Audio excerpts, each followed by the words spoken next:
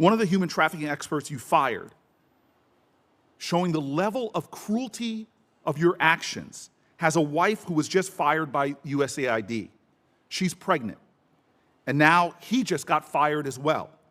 Two people trying to start their family with no income and now even their health insurance in limbo, who gave years of service to this country. I am deeply distressed by everything you just said.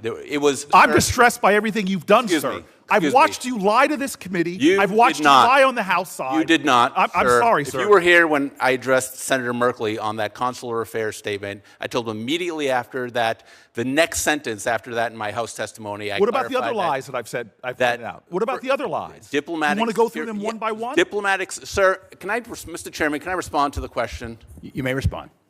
This is outrageous. Senator Booker, please let. Sir, what is outrageous is your behavior. So I will tell you, we gave humanitarian exceptions. Senator, please let Mr. Riggus respond. Thank you, Mr. Chairman. Ladies and gentlemen, welcome back to America First, Patriots. Today we're diving deep into a Senate hearing that perfectly encapsulates everything that's wrong with the Washington establishment and why Donald Trump's return to the presidency couldn't have come at a better time. Before we get started, make sure you hit that like button if you're tired of the swamp's hypocrisy. Subscribe to this channel for more America First content, and consider supporting our work on Patreon at patreon.com/AmericaFirst for as low as $5 a month.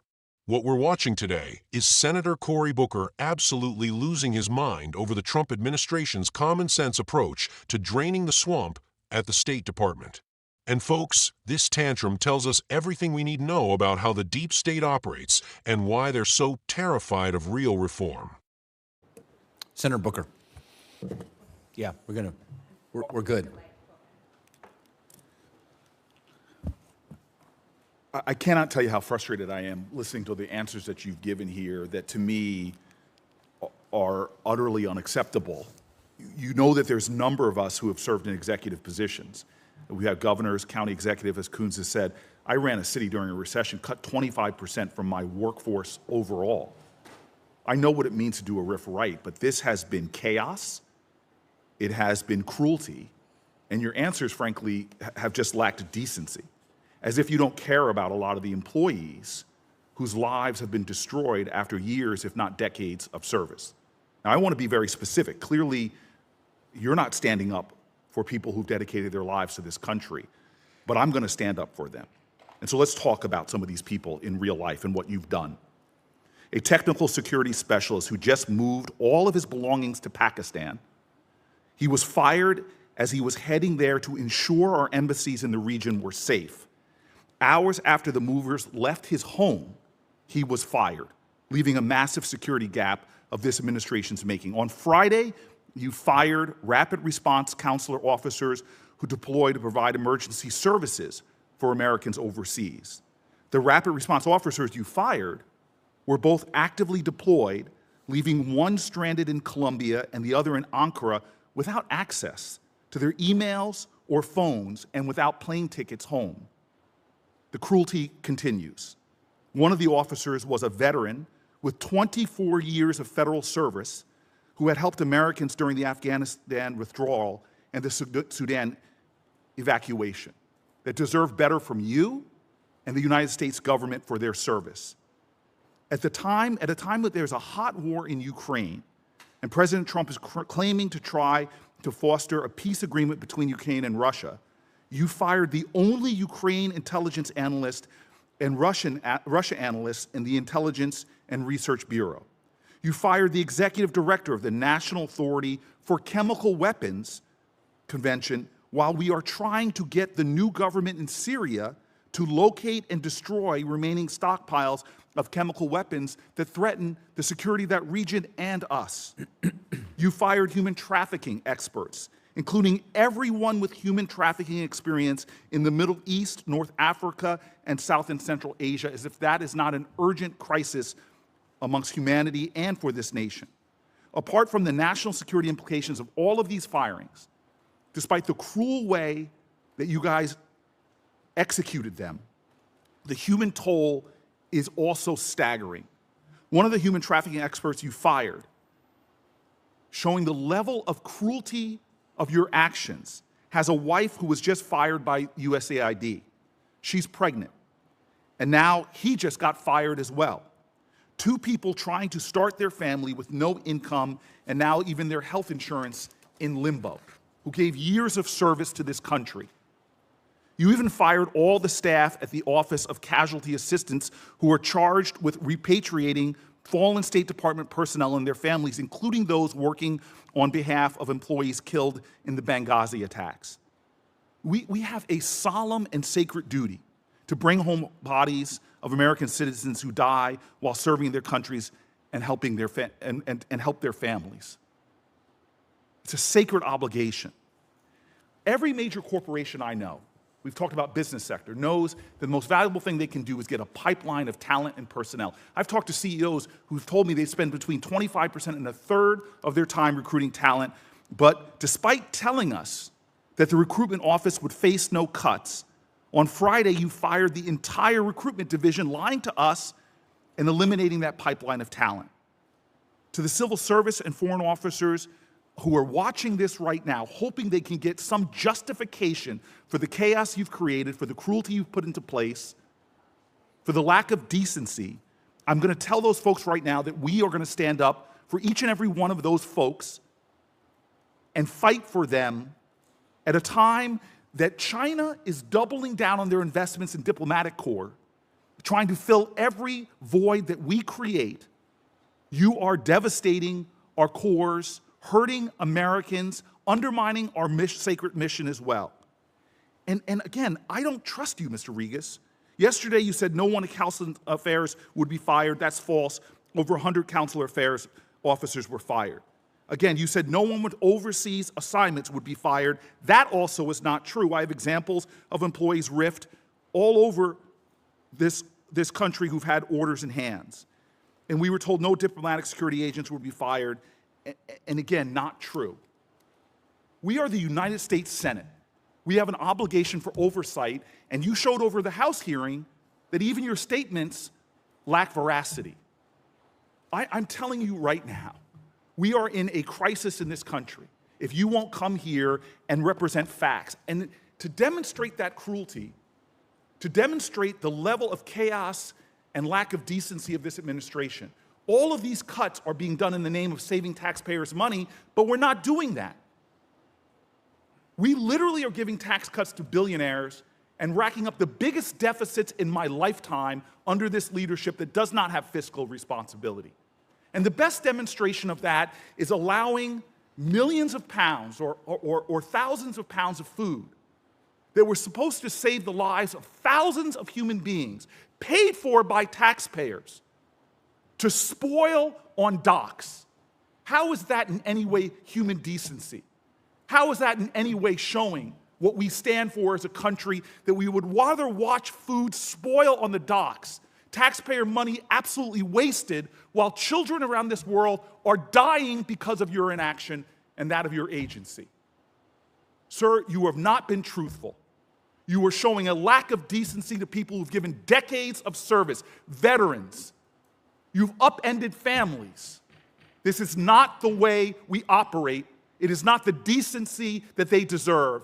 And I will stand up and fight you in every way to make sure that the people you have hurt get from this country what they deserve: respect and honor. Thank you.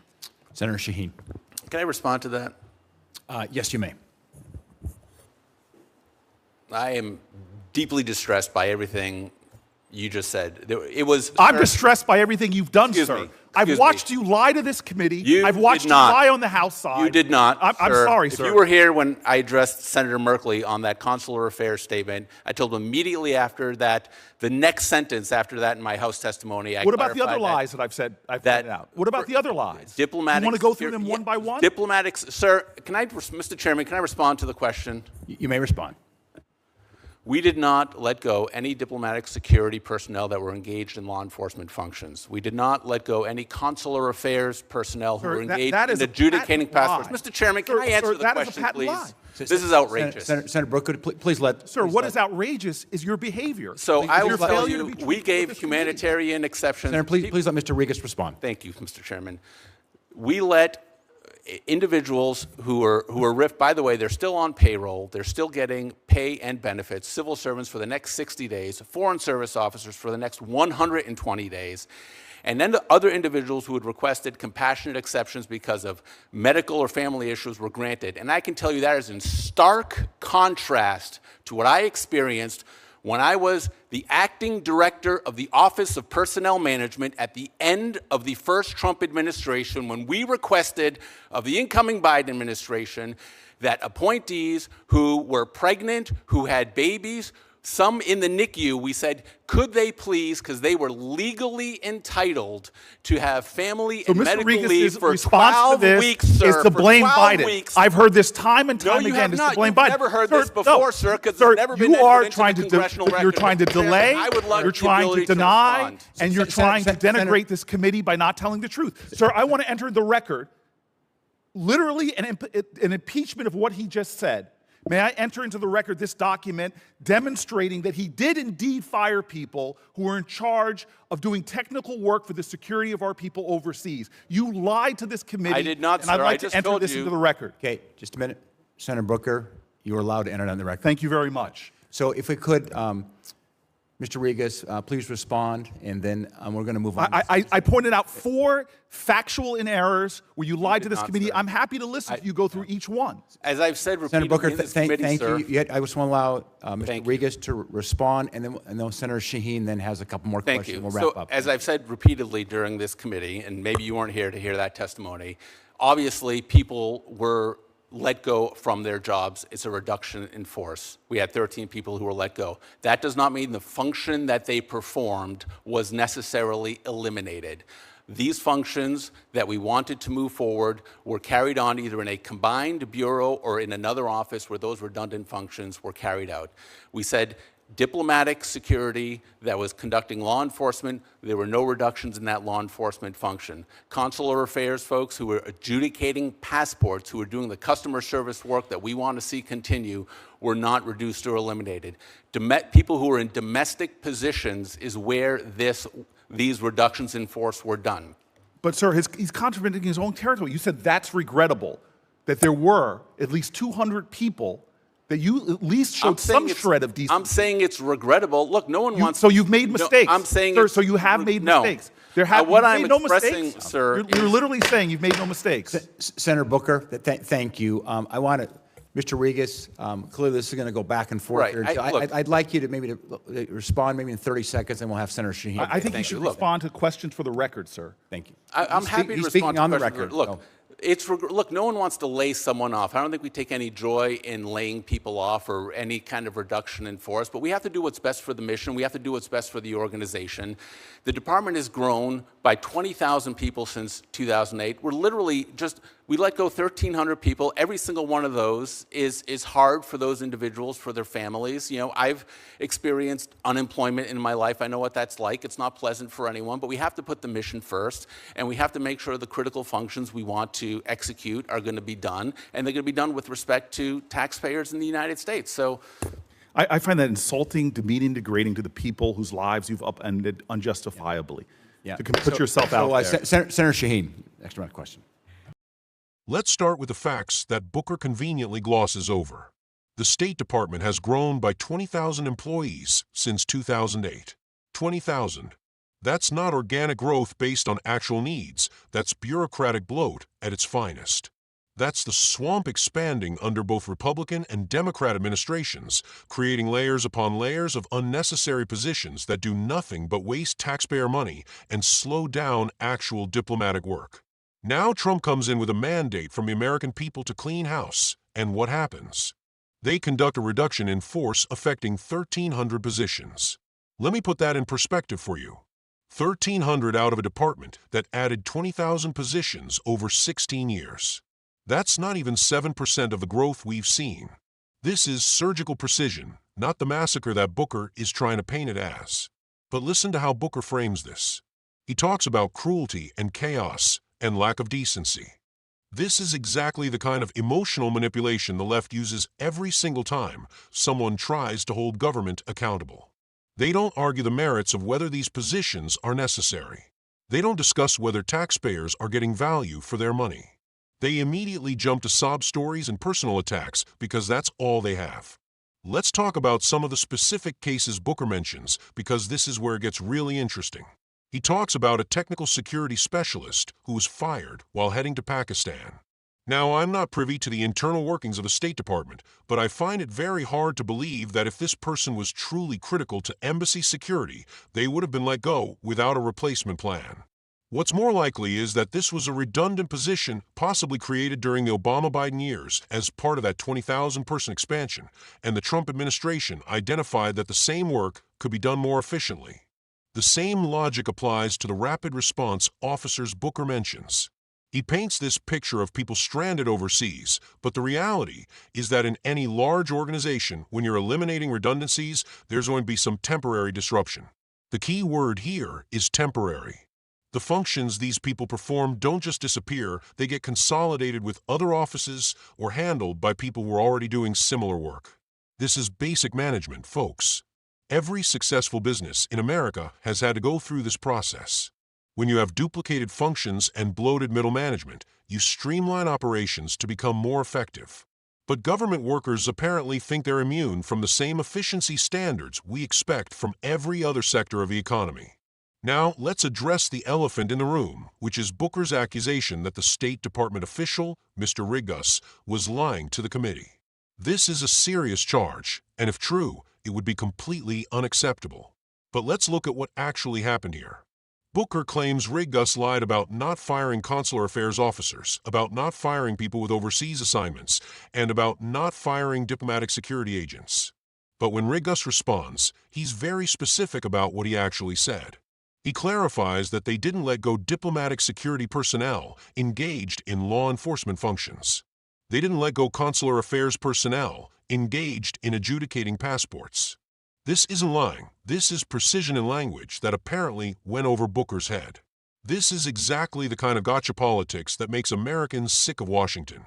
Instead of trying to understand the nuances of a complex reorganization, Booker would rather score political points by twisting words and manufacturing outrage.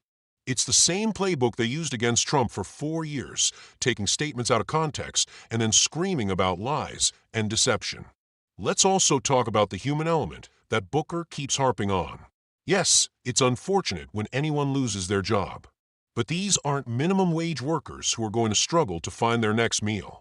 These are highly educated, highly skilled government employees who will receive 60 to 120 days of continued pay and benefits while they transition to new positions. Many of them will likely find jobs in the private sector where their skills will be better utilized and where they'll probably make more money. But more importantly, let's talk about the human cost of not reforming these agencies. Every unnecessary government position is funded by taxpayers who are struggling with inflation, high housing costs, and economic uncertainty. Every redundant bureaucrat is money that could be spent on infrastructure, border security, or veterans' benefits. The real cruelty is forcing working Americans to fund a bloated federal bureaucracy that serves its own interests rather than the people. Booker mentions the food aid that's spoiling on docks, and he's absolutely right that this is wasteful and tragic. But who created this system in the first place? Who built the bureaucratic maze that prevents aid from reaching people who need it? It wasn't the Trump administration that just took office. This is the result of decades of mismanagement by the very establishment that Booker represents. The fact that we have food rotting on docks while people starve is exactly why we need fewer bureaucrats and more efficient systems. Instead of having 5 different offices handling overlapping responsibilities, maybe we need one streamlined office that can actually get things done. But that means fewer jobs for the political class, which is why they're fighting so hard against these reforms. Let's also address Booker's comment about tax cuts for billionaires. This is standard Democratic talking point nonsense. The Trump tax cuts benefited Americans across all income levels, and they led to the strongest economy we'd seen in decades before the pandemic hit. But even if we accept Booker's framing, how exactly does keeping unnecessary government workers justify anything? 2 wrongs don't make a right, Senator. If Booker thinks we're spending too much on tax cuts, then he should argue for raising taxes. But using fiscal responsibility as an excuse to maintain government bloat while simultaneously complaining about tax policy is intellectually dishonest. You can't have it both ways. What really gets me is Booker's sanctimonious lecture about decency and respect for government workers. Where was this concern for decency when the Biden administration was forcing federal workers to choose between their jobs and experimental medical treatments? Where was this respect for dedicated public servants when they were being labeled as domestic terrorists for questioning school board policies? The selective outrage is stunning. When conservative government workers were being purged from agencies like the FBI and DOJ, where were Booker's passionate speeches about treating dedicated public servants with dignity? When whistleblowers were being retaliated against for exposing corruption in the previous administration, where was this concern for their families and livelihoods? This brings us to a larger point about what's really happening here. The deep state isn't just a conspiracy theory, it's a very real network of permanent government employees who believe they know better than the American people and their elected representatives. These are the people who leaked classified information to damage the Trump presidency. These are the people who slow-walked legitimate policy changes and undermined the democratic process. The reason Booker is so upset about these firings isn't because he cares about individual workers. It's because he knows that every person fired from these agencies is potentially one fewer ally in the resistance to America First policies. Every position eliminated is one less avenue for obstruction and sabotage. Think about it logically. If these positions were so critical to national security, wouldn't the previous administration have filled them more strategically? If these people were so essential to embassy security and diplomatic functions, wouldn't there be more bipartisan support for keeping them? The fact that this is falling along partisan lines tells you everything you need to know. This is about power, pure and simple. The Washington establishment has created a system where government employment is treated like a lifetime entitlement program for college-educated professionals. They've built agencies that exist primarily to justify their own existence, creating layer upon layer of oversight and review that slows everything down and accomplishes nothing. The American people voted for change. They voted to drain the swamp and make government work for them instead of for itself. But every time someone actually tries to implement these changes, we get theatrical performances like what we saw from Senator Booker. Let's talk about some of the specific areas where cuts were made, because this reveals a lot about priorities. Booker mentions human trafficking experts being eliminated from certain regions. Now, human trafficking is obviously a serious issue that deserves attention. But we have to ask ourselves, were these positions actually effective at combating human trafficking, or were they just expensive feel-good positions that generated reports nobody read? The same question applies to the intelligence analysts for Ukraine and Russia.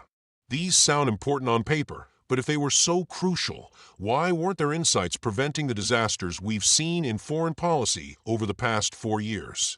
Maybe the problem isn't that we don't have enough analysts, but that we have too many people analyzing and not enough people actually implementing effective policies. The reality is that many of these specialized positions were created as political rewards or to justify larger budgets. They sound important when you list them in a Senate hearing, but their actual contribution to American security and prosperity is questionable at best. This is why the business world has moved away from the kind of organizational structure that government still uses. In private companies, you can't just create positions because they sound important or because you want to reward political allies. Every position has to justify itself through measurable results. Every employee has to contribute to the bottom line. Government doesn't operate this way because it doesn't have to. There's no market pressure, no competition, and no real accountability. When a government program fails, the solution is usually to give it more money and hire more people. When a private company fails, it goes out of business. What the Trump administration is doing is trying to apply basic business principles to government operations. Instead of asking how many people we can hire, they're asking what functions are actually necessary and how we can perform them most efficiently. Instead of protecting turf and building empires, they're focused on results. This is exactly what Trump promised during the campaign, and it's exactly what the American people voted for. But the establishment can't let it happen without a fight because their entire power structure depends on maintaining the status quo. Look at how Booker frames the issue. He doesn't argue that these positions were performing essential functions. He doesn't provide data showing their effectiveness. He doesn't make a case for why taxpayers should continue funding them. Instead, he focuses entirely on the emotional impact and personal stories. This is manipulation, pure and simple. It's designed to make you forget about the bigger picture and focus on individual hardship cases. But governance isn't about avoiding all hardship. It's about making hard choices that benefit the greatest number of people. Every dollar spent on unnecessary government positions is a dollar that can't be spent on border security, infrastructure, or tax relief for working families. Every redundant bureaucrat is resources that could be used to strengthen our military or improve our schools. These aren't abstract trade-offs, they're real choices with real consequences. The fact that someone might lose their job is unfortunate, but it's not more important than ensuring that government serves the people rather than itself. We've tried the approach of never eliminating positions, never questioning programs, and never demanding accountability. The result has been decades of growing government, increasing debt, and declining effectiveness. It's time to try something different, and that's what we're seeing with these reforms. Are they perfect? Probably not. Will there be mistakes and unintended consequences? Almost certainly. But at least someone is finally willing to take on the sacred cows and challenge the assumption that bigger government is always better. What really irritates me about Booker's performance is the suggestion that questioning these cuts is somehow patriotic while implementing them is unpatriotic. This is backwards thinking at its worst. What's patriotic is ensuring that government works for the American people, not for government employees. What's patriotic is being willing to make tough decisions that might be unpopular with special interests but benefit the country as a whole. What's patriotic is putting America first, even when it means disrupting comfortable arrangements that have benefited the political class. The people who were fired from these positions will be fine. They have skills, education, and connections that will serve them well in the private sector. The real victims of government bloat are the American taxpayers who have been forced to fund this system for decades without seeing meaningful results. We've spent trillions of dollars on foreign aid programs that don't work, diplomatic initiatives that fail, and intelligence operations that miss major threats. Maybe the problem isn't that we need more people doing these jobs, but that we need different approaches altogether. This is where Trump's business background becomes invaluable. He understands that you can't solve problems by just throwing more people at them. Sometimes you need to fundamentally rethink how you approach an issue. Sometimes you need to eliminate functions that aren't working and try something completely different. The establishment hates this because it threatens their relevance. If you can accomplish the same goals with fewer people and less money, what does that say about all the experts and officials who claimed these resources were essential? What does it say about the academic theories and policy frameworks that justified massive government expansion? This is why we're seeing such desperate resistance to common sense reforms. It's not really about the individual people who are losing their jobs. It's about preserving a worldview that says government is the solution to every problem, and that more government is always better than less government. But Americans have rejected this worldview. They've seen what unlimited government growth looks like, and they don't like it. They want efficiency, accountability, and results. They want government that serves them rather than serving itself. The State Department reforms we're discussing today are just the beginning. Every agency needs this kind of review. Every program needs to justify its existence. Every position needs to demonstrate its value to the American people. This isn't about being cruel or heartless. This is about being responsible stewards of taxpayer money and ensuring that government focuses on its core functions rather than expanding into every area of life. Senator Booker can throw all the tantrums he wants. He can make all the emotional appeals and personal attacks he can think of. But at the end of the day, the American people understand what's happening here. They understand that the swamp is fighting back against efforts to drain it. They also understand that real change is never easy and never popular with the people who benefit from a status quo. The fact that the establishment is fighting so hard against these reforms is actually evidence that they're working. If these were meaningless cuts that didn't threaten anyone's power, there wouldn't be this level of resistance. The very intensity of the opposition tells us that something significant is happening. This is exactly what we voted for, and this is exactly what we're going to continue supporting. The America First agenda isn't just about putting Americans first in trade deals and foreign policy. It's about putting American taxpayers first when it comes to how their government operates.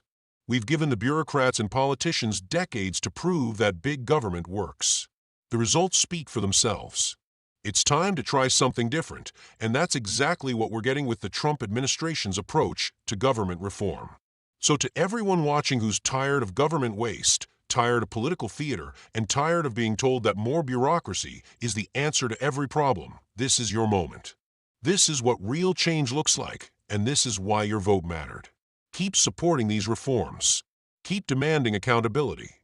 Keep pushing for efficiency and results. And most importantly, keep supporting channels like this one that are willing to tell you the truth about what's really happening in Washington. Don't forget to like this video, subscribe to the channel, and support our work on Patreon at patreon.com/AmericaFirst. Your support helps us continue bringing you analysis and commentary that you won't get anywhere else in the mainstream media. The swamp is going to keep fighting, but as long as we stay engaged and keep demanding better from our government, we're going to keep winning. America First isn't just a slogan, it's a governing philosophy, and videos like this prove that it's working. Thanks for watching, Patriots. We'll see you in the next one.